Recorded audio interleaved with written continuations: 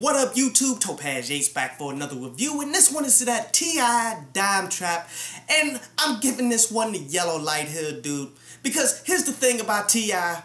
I personally believe he's way too skilled to ever release anything that's total trash, but yet he's so far in this game, man, that he's lost his hunger, and that is ultimately what's needed to create classic bodies of music, because there's some good tracks up on here, but yet for the most part a bunch of songs that really weren't all that interesting. As the basic concept of this was cool though, like how T.I. said it in his own words that Dime Trap is pretty much a TED Talk for hustlers. For those of you who don't know what a TED Talk is, that's like a motivational speech spoken in front of an audience and such that's designed to help people succeed at everything they want to do. And he's doing this specifically for those involved in the drug trade, which that's cool. But yet when you listen to the music and realize it's not an interconnected type project, you feel me? It's no core concept at all. It's a bunch of the best songs that he could do at the time, and he's trying to tie it together with that, but it really isn't tied together with that. But one thing that T.I. said that was very important about this album is trying to showcase the total package of those who's within that whole drug trade and such. Because when you look at trap music as we see it right now, all it is dope dealing, killing people, smashing chicks, buying expensive stuff. That's pretty much it. While T.I. is saying you got to show all the dimensions to the trap star. And that's facts, because that does go to show the individuals who actually lived it, if they can tell you all of the stories that's around it, the good and the bad. But sadly, we're lacking that for the most part in the music industry. But the thing is, this project just lacks that focus. And you can tell that with Dave Chappelle as he's quote unquote narrating here, when that's not really what it is. Like, he's really just listening to the songs and such and the recording the session as it goes. And Dave Chappelle is saying a few things into the microphone specifically to narrate, but yet it's all a bit random.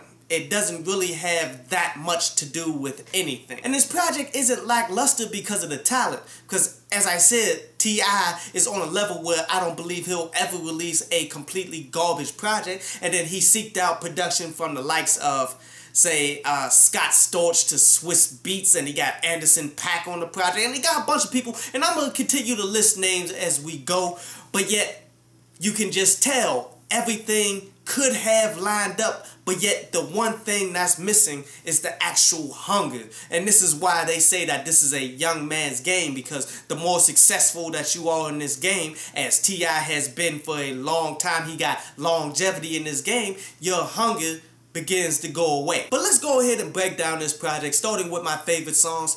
And my first favorite song was that Laugh at 'Em, produced by Just Blaze. And that beat was fire. Like, and I love what he did there by sampling the Evil Genius laugh and having that with the hook, and that beat was just so hype. I just love this combination too, because over the years, Just Blaze and T.I. have worked together, man, and they've done their thing. Honestly, I can't name one song that Just Blaze and T.I. have worked on together that wasn't dope. To the point that I'm almost like, why haven't y'all just done a full project together? But that's a different story. As this song is more just trap talk, in which this is going to be a consistent theme throughout the entire project, where there's a few bars up on here, like how he's saying, you need to get the message like a secretary. That was a pretty cool bar. And how he said that your challenge was the running man, my challenge was with the gun in the hand. Like, that wasn't a smooth punchline or anything like that, but pretty decent with the trap talk. Well, okay, for those of you who don't know, trap talk is more just talking about the experiences that individuals live through or within the drug dealer's lifestyle, and they use that to compensate for the lack of core punchlines. My next favorite song was that More and More, where the basic concept on this is the whole street mindset in order to be successful in the game, man. Like, you have to have that hunger to get more and more and more. Like, you can't get satisfied, because that moment that you get satisfied, either you're going to limit your actual growth to be had in that game, or you open yourself up for other people to attack you. Like, you have to consistently stay on point, consistently try to get more. While both of these guys are really just spitting lyrics, and neither of them are actually spitting anything that great. To be real with you, man, this reminds me of Hulk Hogan versus The Rock at WrestleMania. Like, that was one of the hypest matches of that WrestleMania. But when you look at the match, there was actually no wrestling to be had here.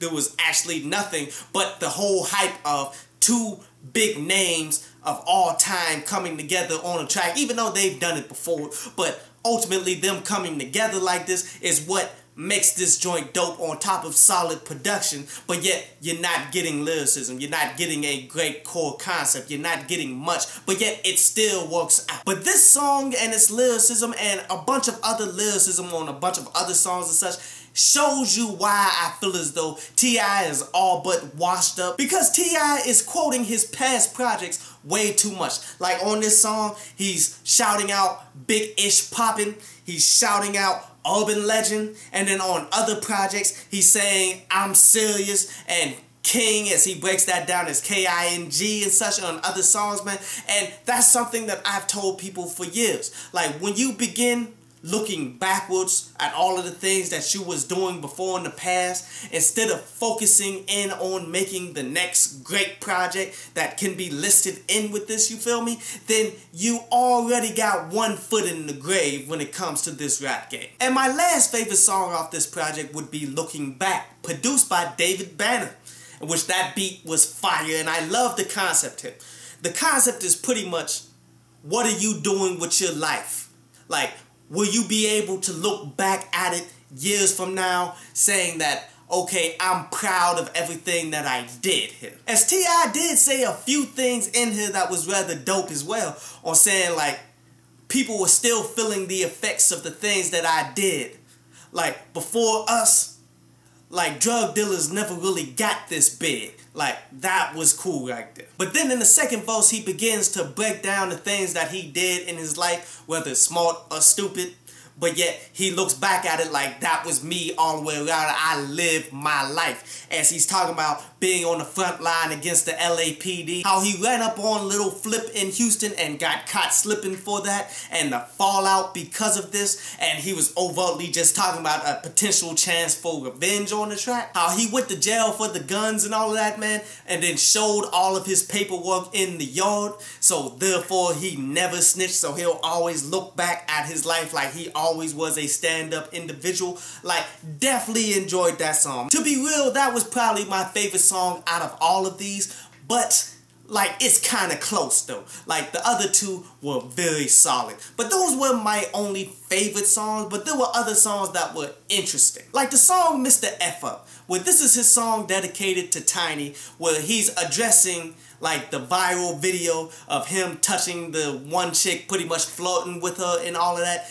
As, you know, it went viral, as that's been messing up his marriage and all of that, as he's specifically touching on it like, look, I understand I messed up with this, but I should get the credit for all of the women that I haven't flirted with. And that's hilarious, especially how he's breaking it down like, okay, everybody thinking that you messing up, but I'm here to show you the new levels in which you should mess up right here. Like, I'm setting the new standard. Like, this was hilarious, but it wasn't supposed to be that hilarious. Like, I definitely enjoyed it, but I didn't like the production. I really didn't like how it overall came together, but yet it was a cool thought process. And the last song I'm gonna talk about here is that Light Day, where the reason why I want to touch on this is because if you didn't realize, the production was from his son, Messiah Harris, and which I love that type of stuff. Even though I wasn't big on the production, even though I wasn't big on the song, as T.I. tried to do pretty much a super complex flow to go along with it,